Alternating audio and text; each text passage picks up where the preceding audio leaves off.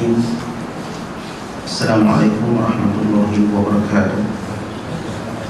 Alhamdulillahirabbil alamin, wassalatu wassalamu ala rasulil amin wa ala alihi wa sahbihi ajma'in, amma ba'd. Bab istihbab musafahati inda al-liqa wa bashashati al-wajhi wa takbih yadi ar-rajul as-salih wa takbih waladihi syafaqatan wa mu'anaqatul qadim min safarin wa karahiyatul inhina. Bab kelebihan disunatkan bersalaman ketika bertemu dan menunjukkan wajah yang manis, mencium tangan lelaki yang soleh dan mencium anak dengan penuh kasih sayang, dan memeluk orang yang baru sampai daripada musafir, dan larangan menundukkan badan ketika bertemu. An Abi Khattab Qatadah qala qultu li Anas akanatil musafahatu fi ashabi Rasulillah sallallahu alaihi wasallam? Qala na'am, rawahu Bukhari. Abi Khattab Qatadah meriwayatkan, aku pernah bertanya kepada Anas bin Malik radhiyallahu ta'ala anhu, adakah para sahabat Nabi sallallahu alaihi wasallam bersalam-salaman, yakni berjabat tangan? Maka kata Anas bin Malik, ya. Antara pengajaran hadis yang ringkas ini, dan disunatkan seseorang itu berjabat tangan atau bersalam-salaman apabila mereka bertemu. Dan ia menunjukkan, hadis ini secara ijma' para sahabat, oh, ia ada disyariatkan di dalam Islam. Bersalam-salaman ini salah satu syariat di dalam agama kita. Wa an Anas radhiyallahu ta'ala anhu qala lamma jaa ahlul Yaman qala Rasulullah sallallahu alaihi wasallam qad ja'akum ahlul Yaman wa hum awwal man jaa bil musafahah, rawahu Abu Dawud bi isnad sahih. Kata Anas bin Malik, apabila datangnya penduduk daripada negara Yaman, Rasulullah sallallahu alaihi wasallam bersabda, telah datang kepada kamu penduduk negara Yaman. Mereka ialah orang yang pertama yang melakukan berjabat tangan. Ini yang pertama bersalam-salaman, ini orang Yaman. Bukan bermakna zaman jahiliyah tak ada. Jadi dari sudut sejarah, orang pertama yang suka bersalam, jumpa salam, jabat tangan, jumpa berjabat tangan, ialah orang-orang Yaman. Kenapa? Kerana mereka ini terkenal dengan sifat hatinya yang mudah lembut. Hati yang lembut menyebabkan mereka bila bertemu, mereka mempamerkan dan menerjemahkan kelembutan hati mereka dengan bersalam. Sebab kita tengok orang kalau sombong, dia tak fikir nak bersalam, dia tak fikir nak beri salam, sebab jiwanya sombong. Tapi orang yang lembut, dia beri salam, lepas tu dia akan berjabat tangan bagi menunjukkan kelembutan hatinya. Wa al-Bara radhiyallahu ta'ala anhu qala Rasulullah sallallahu alaihi wasallam, ma min muslimaini yaltaqiyani fayatasafahan illa ghufira lahuma qabla an yaftariqa, rawahu Abu Dawud. Tidak ada dua orang Islam yang bertemu, baik lelaki maupun perempuan, lalu mereka berjabat tangan, melainkan akan gugur dosanya sebelum mereka berpisah. Ya, kelebihan berjabat tangan bila bertemu. Kalau kita bertemu dengan seseorang, kita jabat tangan, ya, kita terpulang pada budaya. Setengah budaya bila jabat tangan, dua tangan, setengahnya satu tangan. Kita serasakan berjabat tangan. Dan setengah kita bila dia bersalam, kita letak kat dada. Setengah orang salam, letak kat hidung, cium. Bagi masyarakat kita ia biasa. Tapi bila kita pergi dekat masyarakat negara yang Afrika tu misalnya, dia salam tu bagus, dia salam cium, dia pun rasa macam kecil hati. Tangan aku busuk ke apa? Kawan kita bila dia salam, pas salam tak situ, tak kat hidung. Ada yang salam tak kat sini, ada yang salam lepas dia macam tu.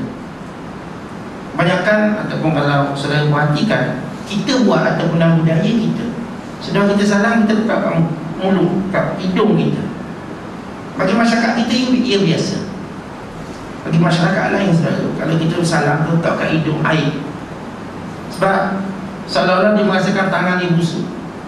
Kita cium senyum, tak boleh cium, macam tu pula. Sebab dia boleh salam, tak payah letak kat sini. Ada yang letak kat dada, ia terpulang, ia bergantung. Yang penting berjabat tangan. Dan bagaimana tangan tu akan jatuh lepas tu terserah pada budaya. tapi berjabat tangan satu perkara yang mulia. Sehingga kata Nabi SAW, kalau bertemu dua lelaki atau dua perempuan lalu berjabat tangan, maka Allah ampunkan dosa mereka sebelum mereka berpisah. Ini kelebihan berjabat tangan.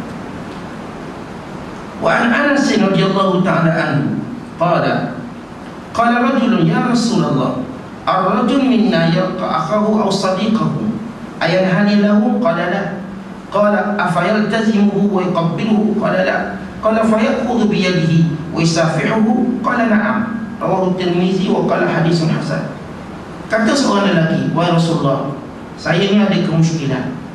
Seorang kalau bertemu boleh tak dia nak bongkokkan badan dia, nak buat macam dia pun haid macam tu, dibongkokkan badan atau kepalanya. Kata Nabi SAW, jangan seorang bila bertemu bongkokkan badan dia macam budaya Jepun. Jangan buat macam tu. Maksud jangan di sini, kebanyakan ulama melihat larangan ini bersifat makruh. Bersifat makruh. Lalu lelaki ini bertanya lagi, ataupun dia memeluknya, dipegang, dia peluk, ya Rasulullah. Kata Nabi, jangan. Macam tu pun jangan. Habis macam mana wahai Rasulullah? Adakah dia pegang tangannya lalu berjabat tangan? Kata Nabi SAW, ya, macam tu. Kalau kamu berjumpa, kamu pegang tangan dia, kamu jabat tangan, kamu bersalam, itu ya. Adapun kamu nak bongkok macam Jepun, jangan.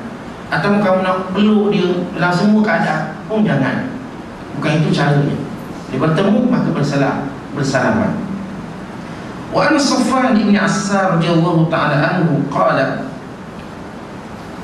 Yahudi li sahibihi idhhab bina ila hadha an-nabi fa ataya Rasulullah sallallahu alaihi wasallam fas'alahu an tis'i ayatin bayyinatin fa dhakara al-hadith ila qawlihi fa qabbala yadahu wa rijlahu wa qala nashhadu annaka nabi. Rawahu Tirmizi wa ghairuhu bi asani sahihah.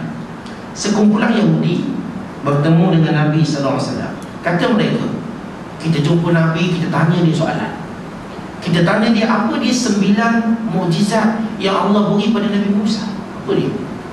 Dan sebelum diturunkan ayat-ayat cerita tentang Nabi Musa AS, Yahudi nak tengok kalau betul dia Nabi, dia akan tahu 9 ayat yang Allah Ta'ala berikan kepada Nabi Musa.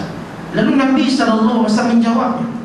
Soalnya bila Nabi jawab, maka orang Yahudi ini pun, ini dua orang Yahudi, mencium tangan Nabi SAW, mencium kaki Nabi SAW. Lalu kedua ini berkata, kami menyaksikan sesungguhnya Tuhan ada Nabi sebenarnya. Apa dia 9 ayat yang ditanya oleh orang Yahudi bagi mengetahui adakah dia seorang Nabi, seorang Rasul, ataupun seorang pendusta? 9 ayat itu kata ulama hadis datang dalam riwayat lain. Ini dalam riwayat Tirmizi yang satu jalan. Ada riwayat lain yang menggambarkan 9 soalan itu.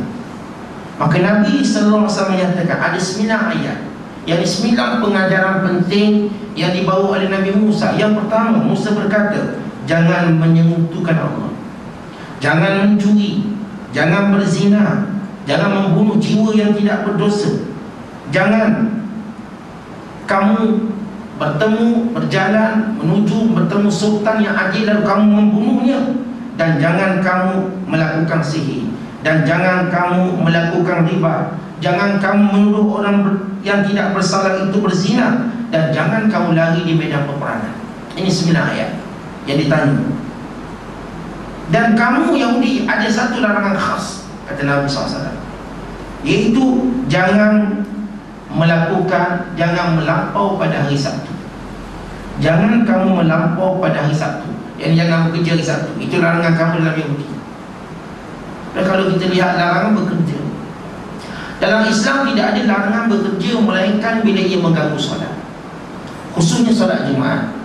Allah suruh stop sekejap untuk solat Jumaat dengan khutbah dan solat. Lepas itu faiza qudiyatus salat fantashiru fil ardh. Bila habis solat Jumaat, kerja balik, sambung. Tapi dalam agama Yahudi ni, hari Sabtu jangan kerja, tidur je. Tidur makan. Mereka tidak akan bekerja. Mereka tidak akan buat apa-apa perjanjian pada hari Sabtu. Dilarang, diharamkan dalam agama Yahudi. Saudara, bukan Allah yang mengharamkan. Apabila mereka yang bersikap melampau dengan berkata, Allah menciptakan langit dan bumi sama nama ini.